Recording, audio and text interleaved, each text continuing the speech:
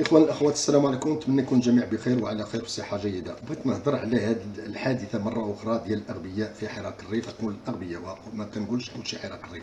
الأغبياء اللي قاموا بإحراق العلم الوطني والصور ديال الحسن الثاني الله يرحمه ومحمد السادس في مدينة بيتز الموجودة في فرنسا. وهنا هذه المدينة راه مدينة صغيرة، مدينة وقاموا بإحراقها.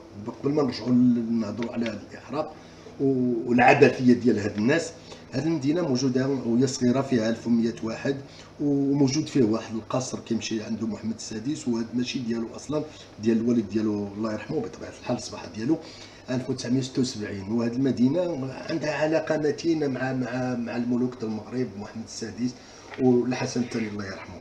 بطبيعه الحال هذه المدينه، لان رئيس البلديه ديالهم كاملين عندهم علاقه وكيساعدوهم ماديا، وكيجيبوا الدراري من تما فرنسيين كيدوزوا العطله في المغرب، وكيعطيو لهم ارجون دو بوش من الفلوس ديال لاكيس رويال، وبالتالي من حقه الفلوس ديالو، غني عنده الفلوس يصرفهم على هاد الناس. ومزيان لان الاعلام بصفه عامه كيهضر على هذه المدينه، وقاموا بالزيارات لهذه المدينه. الناس اللي تما كيقول لك راه منين كيجيو كيفرحوا، كاينين سوبيرات سيغ بلاص، وكتفرح ما كتبغيش تقول له الشيفر دافير لان كيكبر له الشيفر دافير ديالها، وكيساعدوهم ماديا.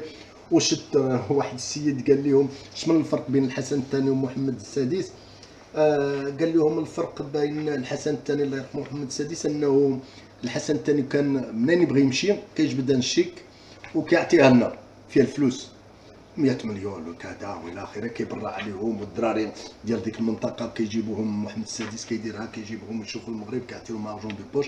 قال له محمد السادس الى حد ما حتى كنطلبوا له مساعده ولا شي حاجه من هذا القلبين عاد كيدير الشيك. اذا الفرق ان واحد غير كيمشي وكيحط لو شيك، الاخر لا. ولكن في اخر المطاف الفلوس ديالهم، وكيديروا واحد السمعه جيده للمغاربه والمغرب. ما كيعرفوهاش هادو المغاربه بكل صراحه، ما كيعرفوش بان كاين ملايين المغاربه كيعيشوا في فرنسا، وبالتالي هذاك لو جيست ملي كيكون في الاعلام كيشوفوهم المغاربه واحد الشوفه زوينه، شويفه زوينه بواحد العدد 300 مليون ولا 400 مليون، فين غتظهر اللي عنده الملايين شخصيا عنده الملايين، وبالتالي خلص 400 ولا 500 مليون وعطى السمعه للبلاد ديالو. فين المشكل؟ هنا نرجعوا هاد الناس هذا مرارا وتكرارا كيجيو لهاد المنطقه وهاد القصر بالذات في بيت وكيقوموا بافعال ماشي مزيانه، احراق العلم الوطني، واحراق صور ديال محمد السادس وديال الحسن الثاني. بالله عليكم انا ما كنفهمش هاد القضيه. تيغي سيغ لومبيلونس دايزه قدامك لومبيلونس وفيها مريض وتيري عليها، ولا فيها الميت وتيري عليه. ودابا الحسن الثاني علاش غتحرق العلم ديالو؟ علاش غتحرق الصور ديالو؟ مع العلم انا اللي كنهضر معكم الله يرحمه الحسن الثاني برحمه الله كيف كيقولوا، كاين قام بافعال خطيره في المغرب بما فيه منطقه الشمال. تعدى عليهم واحد التعدي ما يتصور. ولكن صافي الراجل مات. انا انت تجبد الصوره ديال الراجل الميت وتبقى ديرها من بعد. الناس ما كيتيروش على لي زومبيلونس، ما كيتيروش على الميتين. الراجل مات صافي، انتهت القصه ديالو. كان خايب ولا مزيان انتهت صافي انتهت القصه. والملك محمد السادس جبد الصور ديالو. انت عدد كبير من المغاربه لا يتصور 99 ولا 98 ولا 90% ولا غير 80%، يلا 80% يعتبروه ملك ديالهم وكيحترموه، وبالتالي كيقولوا هذا هو الضامن لا ستابيليتي ديالهم وكذا وكذا. واخا كينقدوا من هنا ومن هنا كيف كيدير مول الكاسيطه ولا من هنا، ولكن بصفه عامه راه كيقول لك هو اللي كرمز ديال البلاد ورمز ديال لا ستابيليتي بوليتيك كذا. وبالتالي تجي انت تحرق الصوره ديالو. واخا باش نقول لكم راه هاد الناس اغبياء، مراضين بحب الظهور، مراضين عندهم واحد الوضعيه خطيره ديال حب الظهور والعنطريات. ها انت درتي هذيك الشيء. دابا قلنا لي ريزلتا والنتائج ديال هذاك زعما الايجابيه على حراك الريف. يلا ما كاينش اطلاقا، غير العكس. هي شفنا في لي ريزو سوسيو مره اخرى يظهر الوجه الحقيقي والبشع لما يسمى بحراك الريف. ها هو التعميم كامل، ومن حقهم يعموا، لان انت هو السبب، انت اللي كتنتمي لهذا الحراك انت هو السبب، ولا راك خدام ضده بلا ما يعرفك شي واحد. خدام مع شي واحد ما نعرف انا مخابرات ولا كذا، وكتخدم وكدير ديك الطريقه باش تشوه هذا الحراك. اذا هاد الناس هادو كيخدموا ضد حراك الريف. هاد الناس هادو راهم انانيين عنتريون، كيحبوا الظهور بواحد الدرجه ما تصورش. انا شفت هذا الورياش هذا واحد يوبا انه بعد ما وقع صراع مع الوزير ديال البي جي دي، وراه ماني ما كنبغيش الناس البي جي دي لان تجار في الدين، ومع ذلك بالاسلوب ديالهم هذا الخاشن اللي ما فيه لا حوار لا والو ولا ادب لا والو. وانا ماشي مغربي، انا الجمهوريه. انت عندك الجمهوريه كتامن بالجمهوريه الريفي كذا، علاش جيت عند الوزير كيف كتقول من الدوله العلويه والمخزنيه؟ هذه بقى بوحدك، ما تجيش عند هاد الناس، ما تجيش عندنا هاد الناس، خليهم ترونكيل. ودابا هاد النتيجه شمن النتيجه للحراك الريف؟ شنو النتيجه للريف؟ هاد منين جبتينا؟ يلا اعطينا النتائج. والو. النتائج هي سادت موجة ديال الغضب عارمة في صفوف المغاربة بعد إقدام زمرة من الانفصاليين المنحدرين من منطقة الريف على إحراق العلم الوطني وصور الملك محمد السادس وجلالة المغفور له محمد الحسن الثاني. ها هو النتيجة، هي الغضب والبناء واحد الجدار ما يتصور على حراك الريف. وهاد الناس كيخدموا في بعض الأحيان كنقول أغبياء، وكنأكد أنهم أغبياء، وفي بعض الاحيان كنقول ياك ما كينتميو للمخابرات هذو، في بعض الاحيان كنقول له لا ما كينتميوش هاد الناس اغبياء وصافي. هاد الناس اغبياء كيخدموا ضد الحراك وضد بقاء المعتقل السياسي لدرجه هذيك بديت كنامن به، لان ناقشت مع عبد الافتاء ووليت كنامن بها ان هاد الناس ما بغاوش ديك الناس ديال الحراك الريف يخرجوا من الحبس، لان الا خرجت الحراك الريف اللي موجودين الزفسافي وغيرهم اللي كان ضد يحرق العالم او بدون شك يهضر على هذا الموضوع يقول انا ضد، لان القضيه ديالهم العنطريات وتزورو والظهور هذا ما يبقاش ما عندهمش النومبر دو فيل ما كيسترزقوا به، وبالتالي باغيين هاد الناس يبقاو. اذا كيشعلوا النار باش يبقى الصداع ديما الصداع كذا، ولا خدامين مع شي مخابرات اجنبيه. انا ما نقدرش دابا، انا ما كنامنش بديك التيوري دو كومبلو بوليزاريو وسوريا الا ما درتو والو غنصبحوا بحال ما كنامنش انا بهذه الخرافات.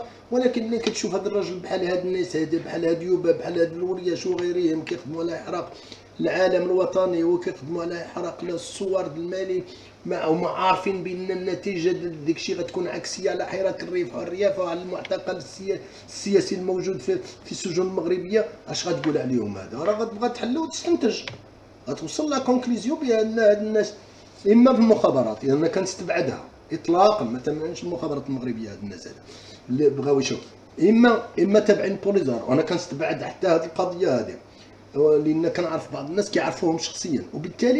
وبالتالي هاد الناس هادو اغبياء فقط، انانيين، مراضين بحب الظهور، مراضين.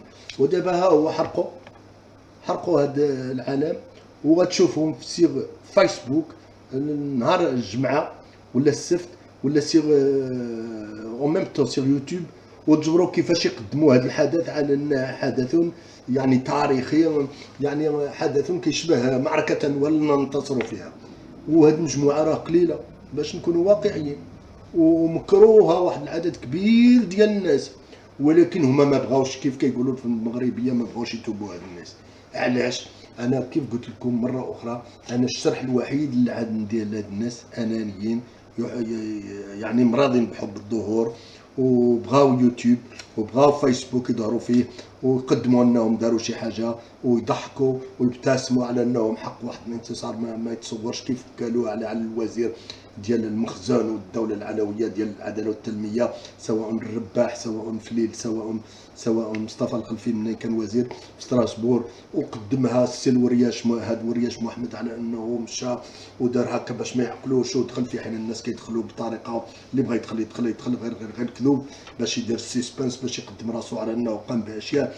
وشفناه في حوار مع واحد البنت كتقول له حنا خايفين عليكم انتم اللي مناضلين حنا في المغرب، وكيتسم كانه بالفعل داك الشيء كاين، في حين ان الا كاين شي خطر كاين الناس اللي عايشين في المغرب، ماشي اللي هو راه في المانيا في فرنسا ولا في هولندا، لكن اللي اعتقلوا على الكلام، وبالتالي هو عجب له الحال وكذا. هذا بحال ديك النوع اللي كنا كنشوفوهم في الجامعه المغربيه، كان الغرض ديالهم هو حب الظهور والعنطريات، سواء في الاتحاد الاشتراكي تقدموا خاصه عند القاعديون.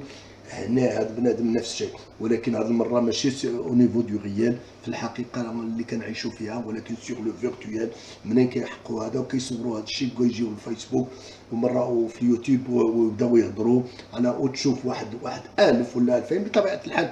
منين تشوف 1000 2000 ما كيعنيش انهم المتتبعين ديالهم كاملين، ولكن كاين اللي سون كيريو، كاين سون كود، وكاين اللي كيشوف باش يعرف. بالتالي هما غيبريزونتيو ديك الشيء كانه انتصار على الدوله العلويه وعلى كذا وكذا، الجمهوريه خياليه اللي غتعمر وما توقع اصلا، والناس الريف ضدها والاغلبيه الساحقه ضدها، ولكن هما غيقدموها. واياكم ان تقولوا لهم بانكم كذا كذا، راه غيتهموكم بالخيانه العظمى، ويقول لكم انت ماشي ريفي، انت ماشي مغربي، وانت عياشي، وانت مخزاني، وانت علاوي، وانت من المخابرات الاسرائيليه الموساد، وانت غير تقول له راك انت غبي ولا داكشي اللي تقول ماشي مزيان، راه يتهمك بهذه المسائل. كنجبروا نفس الشيء عند في المقابل بحال عبد الريفي، راه حتى حنا في الجهه الاخرى كاينين بحال عبد الريفي، بمجرد تقول راه خصنا تغيير وخصنا اشياء وخصنا كذا بطريقه سلميه وحضاريه بحال جميع الشعوب، باش يكون عندنا تعليم جيد، صحه جيده، ونتقدموا، واللي الطبقه المتوسطه يحسن الظروف ديالو احسن، واللي غني غيكثر في الفلوس، لان ملي كيكون السلم الاجتماعي ويكون خدمه ويكون كذا غيحصل على الاموال هو كذلك، واللي فقير غيوصل على العمل، واللي من الطبقه يعني الشعبيه غيكون عنده عمل، غيكون عنده كذا. وبالتالي شويه التغيير ضروري باش نخلقوا واحد الجو العام اللي كيسمح للمغرب باش يدير تنميه اقتصاديه اجتماعيه حقوقيه في التعليم في الصحه. غيقول لك انت ضد الملك، هاد اللي كيسميوهم الاخرين العياشه، انت هادو الا قلت لهم شي حاجه يقول لك انت عياشي. هادو عاود ديال عبد الريفي الا قلت لهم شي حاجه يقول لك انت ضد الملك، في حين ان لا هادو ولا هادو لا احد المغاربه ما ضد الملك ما والو. المغاربه بغاو يحسنوا الظروف ديالهم الاقتصاديه والاجتماعيه والحقوقيه والسياسيه والتعليم والصحه، لا اقل ولا اكثر. اما هاد الناس اصحاب الجمهوريه هادو راه مصيبه بما فيه الكلمه من معنى. راه انا قلت لكم انا وصلت للنتيجه ديالهم. هاد الناس فقط انانيين، فقط غوائيين، فقط عجب لهم حب الظهور على مصالح ديال حراك الريف، وعلى مصالح الريف، وعلى المصالح ديال المغرب، وعلى المصالح ديال المواطن كامل فين ما كان في شي منطقه ديال المغرب. بارك الله عليكم، الله يعاونكم.